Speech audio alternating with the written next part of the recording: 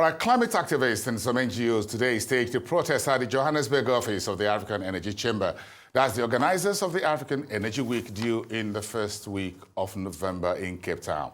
The protest, however, coincides with the start of yet another summit, the Africa Oil Week, holding also in Cape Town, South Africa. So what's the politics and intrigues and the key issues behind the protests and a lot more? The executive chairman of the African Energy Chamber, Ayuk, joins me now from Johannesburg to discuss this latest development. A very good evening to you, sir, for connecting in on the exchange tonight. Let's check in with you, starting with the November 4 to 8 summit. How is it shaping up? Thank you for having me. November 4 is going to be fireworks. We're ready. We have an amazing event. We just got back from Angola. We've kept our work mobilizing Africa brick by brick, barrier by barrier. We're having a good showing of African ministers, African national oil companies, African even environmental groups, oil and gas companies, and also service companies.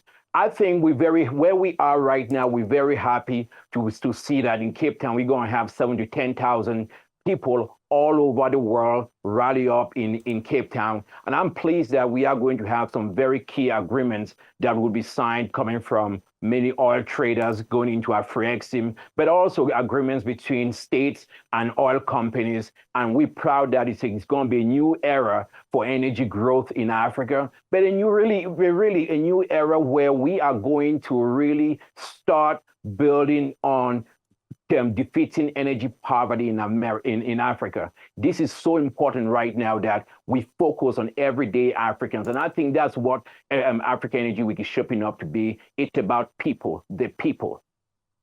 The people. Talk to me about how to balance Africa's energy needs and remove energy poverty and the climate change imperatives that the world faces seriously right now. NJ. Climate change and energy poverty are two sides of the same coin. You're going to have to deal with them both.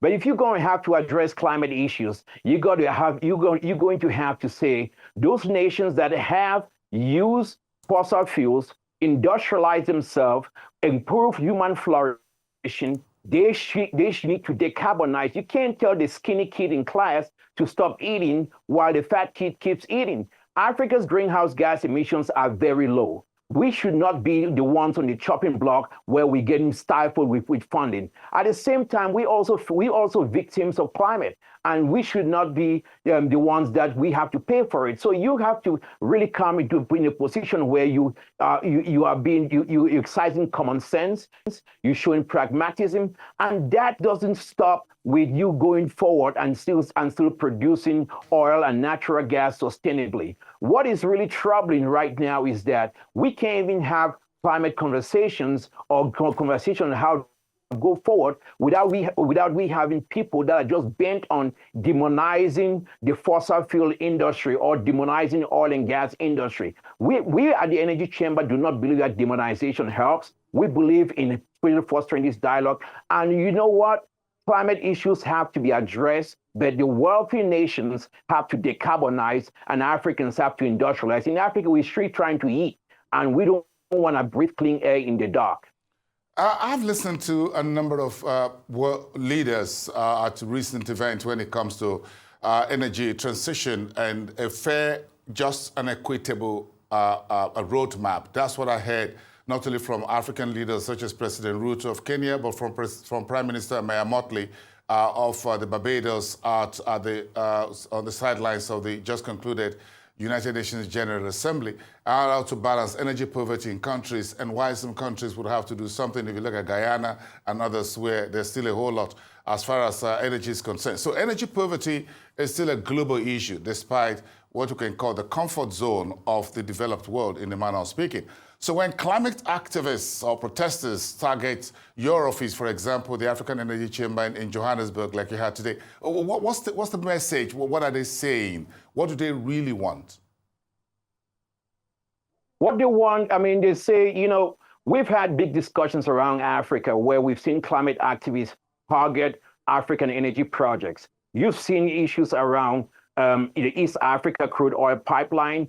Climate activists have targeted banks, have targeted companies, have targeted that to say, stop ECOP. You've seen issues around Mozambique gas development where climate activists have targeted financing. They've gone to court to block financing for poor Mozambicans from being able to develop gas, stop Mozambique. You've seen issues around Namibia that is having recent discoveries. Most people don't know there is already a big campaign to stop oil and gas development in the countries in Namibia. East Africa crude oil pipeline, $4.5 billion. Mozambique gas discovery is going to be about $20 billion. Namibia is going to be another $20 or $30 billion. They've left all of that. And right now, their key mission is stop Africa Energy Chamber, stop Africa Energy Week. It tells you how low and how much the base they can go. But the real issue here is that we've seen not just these climate activists, but we've seen them really go after Africa's growth and Africans demonstrating that they can actually do things. Let me be very blunt. I think it's colonial in part, and most Africans that have really gone with this, I think they're working against their own self-interest. One thing you're going to understand about us is that we are not going to be bullied. We are not going to back down. We are not going to give in. Tomorrow, I would proudly cross that picket line that they have, because I believe to my last fiber that standing up for Africa and believing that we need to produce every drop of hydrocarbon we can find to power our people, provide electricity for our people, and also still be able to use all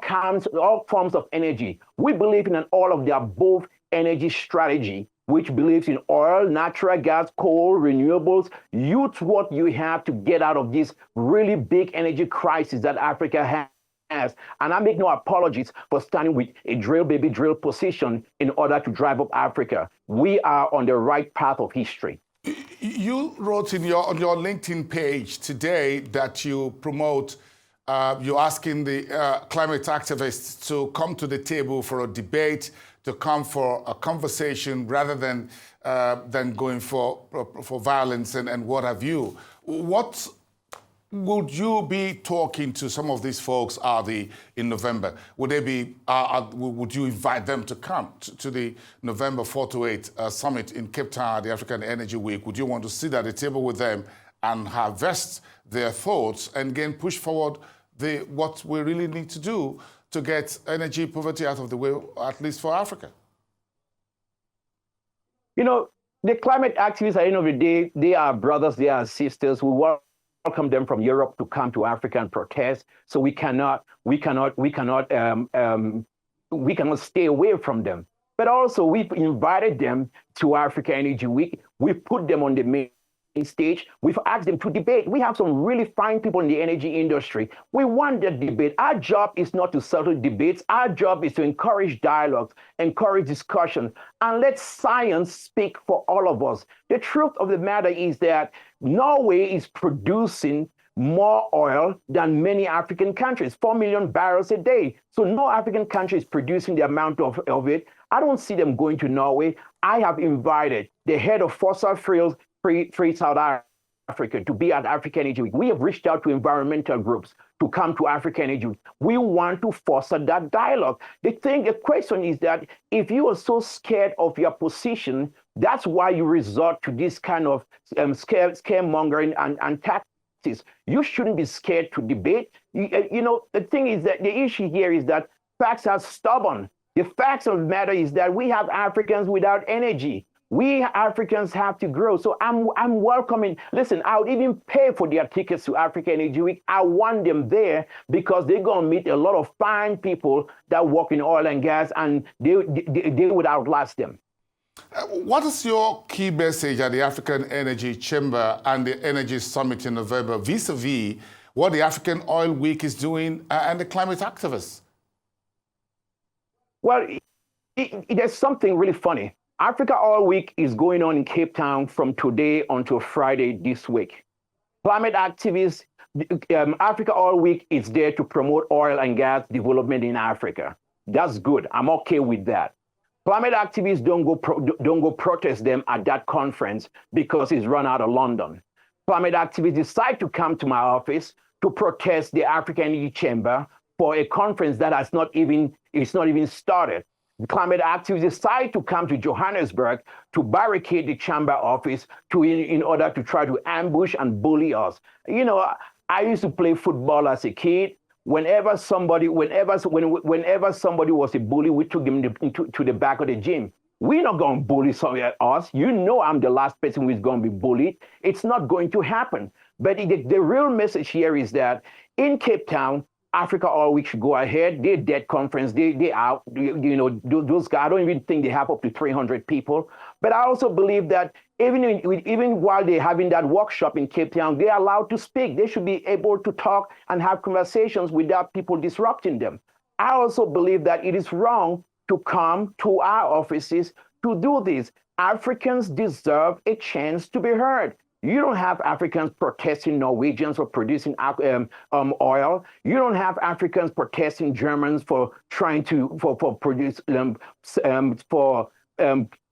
out more coal mines. You don't have Africans for protesting against the Americans for being the largest producers. You don't have these Europeans going up to Saudi Arabia or the United Arab Emirates to protest them to stop. Why do they always choose to pick on Africa? Why are they so fixated by Africa's growth and trying to stop Africa? And now the chamber, because we've become a force that has been advocating for Africa. I think we need, as Africans, we need to speak up. We need to be strong. We need to not back down, and we need to not give people that convenience that it says it's okay to bully and chase out Africans in Africa when they're trying to advocate for energy growth. We have 600 million people without electricity, 900 without any kind of clean cooking technologies, and somebody chooses that they're going to fly from Europe to come protest us to keep us poor. I think that's colonial. I think that's racist.